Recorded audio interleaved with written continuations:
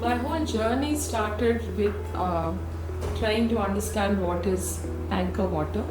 So yes, it started with a personal connect. I mean, I want to understand why are we buying tankers and what is the quality of this tanker water that we are giving our family.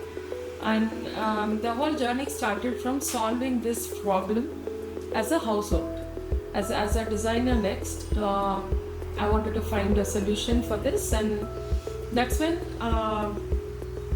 making a rainwater harvesting storage system under our courtyard came up as an idea, and also doing a bit of grey recycling and understanding water, basically quantifying and understanding the quality of the water, the different types of water that we get at home. So what are the types of water, how much of each kind of water that we need, quantifying and understanding quality started with our own home. So I think my journey began there.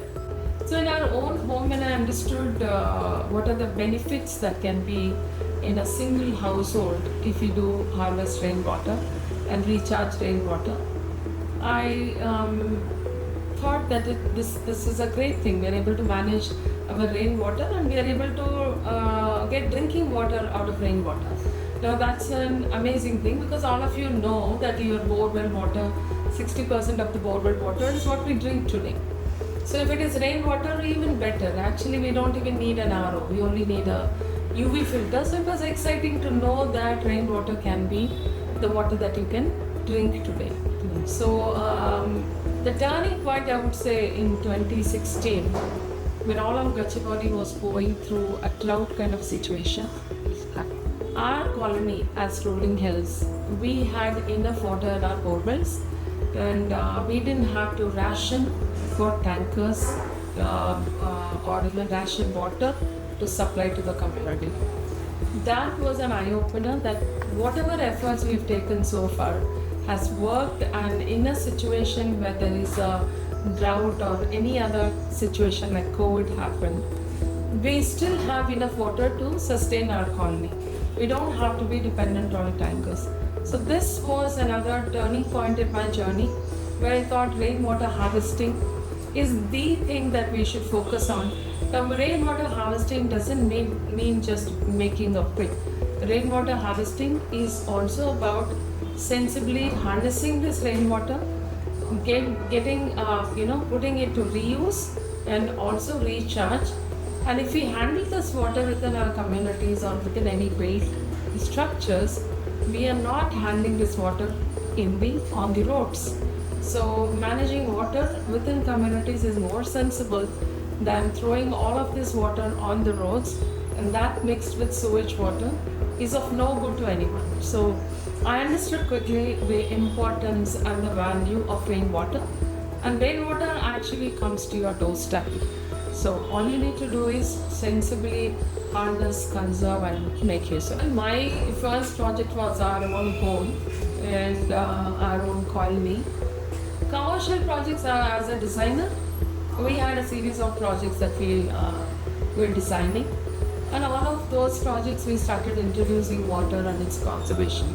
So mostly it was homes, but when it came to water bodies outside and beyond, rainwater harvesting is also how you can harvest clean water into your lakes, clean water into your wells.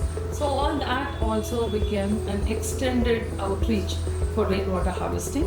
So my first lake that I worked up with is the Kudikunta Lake in Masjid Batta, Kondapur. And the first well that I worked also was part of the same neighborhood called, it's in Kondapur. So it's a large irrigation well that we executed as an enterprise, as a rainwater project. As an enterprise, that was the first well project that we restored. Thank you. So what surprised or what is alarming, I would say, is we have such a large educated society, and we hardly give any priority to something called rainwater. We don't know how to handle it, and we don't care about rainwater harvesting, and we are not trying to break the circle of drought and urban flooding in the monsoons and drought in summers. And we're all educated, and how come this much of water we don't know how to manage, even at an individual level, was quite alarming. I've run a design studio for almost 23 years. I'm an organic grower. I've worked a lot on reducing plastics. But today, water conservation and design of precincts around water projects is very interesting for us to do. And also creating a thought process or visioning up how these water bodies should survive even in 20 years or 50 years, every well that we have restored. What is it that is to be done to get them on board to, towards sustainability? And how do you sustain a large lake with communities around and with the government? What kind of help, and how do we create such templates? So I started working on templates of change for water conservation. Water scarcity affects women in a big way, because only a woman in any house, I'll definitely tell you this, and also as a woman, knows when you need a tanker and is there water availability or not. They are hands-on on it, that's why they know. It's not like it's their interest, but they also manage water within their households.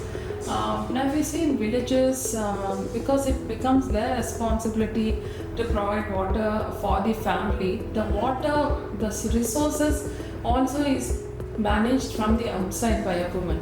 So she travels kilometers, sometimes to get just a pot of water. So it affects lives of women in a very big way if water is scarce. And also women in urban areas. I have seen in the 2016 drought around Gachibowli and our areas, I have seen how women had to manage when the apartments ration water, when are you getting this water and how much more should we capture and are we going to get water for the next day. They do lay out this entire plan, often wait for when they are going to release water to a certain apartment, and also let go of your working hours in that time, and already you're juggling with kids and doing multiple things. So it disrupts the life of a woman when there is water scarcity in a very big way. But what I don't understand is whenever I am working for water conservation for the last 14 years, most of the lakes, wells, water bodies, wherever we are working, we are mostly talking to men. Whether it is that they are decision makers or whether it is that women don't understand this arena. They already are bogged down with so many things. They don't want to step out and understand this whole system of water and water conservation and solutions and do pilots. And I have done it managing my family, and I have 4 elders at home that I have managed over the last 20 years, their health and their kids, and with all that I am still working for water conservation. So it is possible to step out a bit and understand, maybe at least manage how water and rainwater is managed within your community or within a street. This definitely can be managed, or how litter need not happen on your street, how you can make a street litter free. Why am I talking about litter here? Because the quality of water in any neighborhood is equal to how your neighborhood is managed, waste segregation wise as well. I think both of this is very important for a woman to manage, and it's very good to know that often it is in your hands that you can create your own destiny. We don't have to fight for water as women tomorrow, because we have also helped manage. So please come out and understand management of water, not only in your household but also in your own apartments and communities or hospitals or any place of work that you are in. It's a very interesting subject, and the win is big. It's going to help generations ahead. Our own children will have better water. So equality wise, yes, we are the most affected, but women should come out and more and contribute as well. While men also are doing, putting sincere efforts on water, but it doesn't disrupt their lives as much. So I think because we are affected and our children will be affected tomorrow, and as mothers we are so attached to what you want to give back to your child. I think please give back water. It is the most important thing that you would have given back to your child and future generations. Well, it's been a transformation for me working towards water and conserving water. First thing that comes out is I'm today connected with not few hundred, not few thousand. I'm connected with lakhs of people who see, are inspired, or have heard about the work we do. So it's been a huge. The more people I know, the more responsibility on my shoulder I feel to keep going on working towards water conservation. Every day I do something for water. Like today I'm giving you an interview to conserve water, and also I had like 4 different meetings today, giving a solution or a proposal for a paper industry, how to conserve water, and also a couple of residences and a school. So every day we do something for water as an NGO. Sahe is that NGO. We do something for water as Rainwater Project. That's an enterprise, social enterprise which is incubated by IIIT Hyderabad. And as an individual also, keep conversing all these conversations with friends or families, or I've become someone, it's funny that everywhere, including my family, says whenever you start talking, within a minute you start talking about water conservation and your projects, and I think that's what I have become. So the passion is gone deeper and deeper, and all these wins that come back, there are a lot of struggles, there are a lot of failures as well, but the wins keep me going and keep me motivated. So as a woman, having achieved something that is getting mentioned by Prime Minister Modi in Mann Ki Baat, now that's an achievement. I didn't think that I should go so far. As a woman, whatever I did for water conservation, I was covered by UN Women as one of the 75 transformative stories across India. So all these, I could say, are a little boost to the work that I do, and it is definitely transforming me every day. And there are no lines and boundaries and poor and rich. I look at that every human being, and not just human being, every animal